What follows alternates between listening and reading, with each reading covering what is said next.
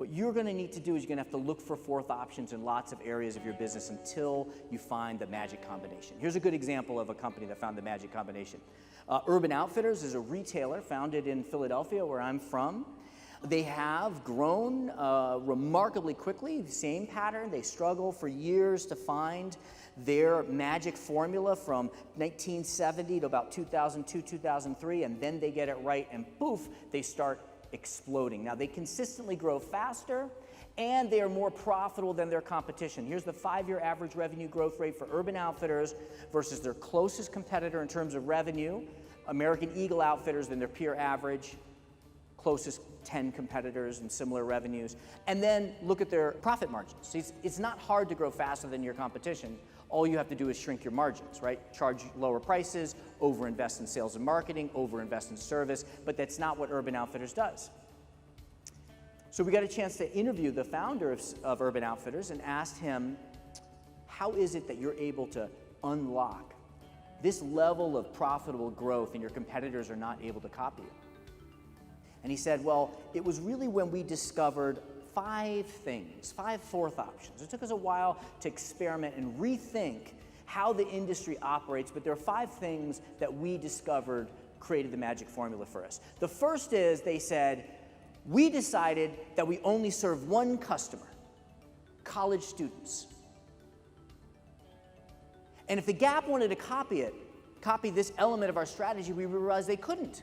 They'd have to say, we don't care about your pregnant wife, so we're not going to sell maternity wear. We don't care about your kids, so we're not going to sell children's wear. We're not going to sell you a tie.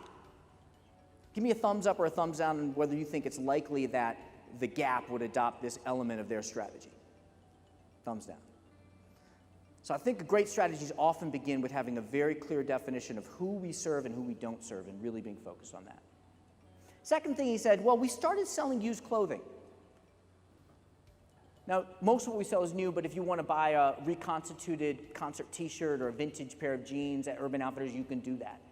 It's messy, it's complex. If the Gap wanted to copy this element of our strategy, they'd have to send some buyers to India, source some jeans, ship them back to California, take them out of the container. They'd have to wash them and dry them and iron them and skew them and fold them and sort them and send them out to the stores. Now tell me, what is the probability that the Gap will adopt this element of Urban Outfitters' strategy?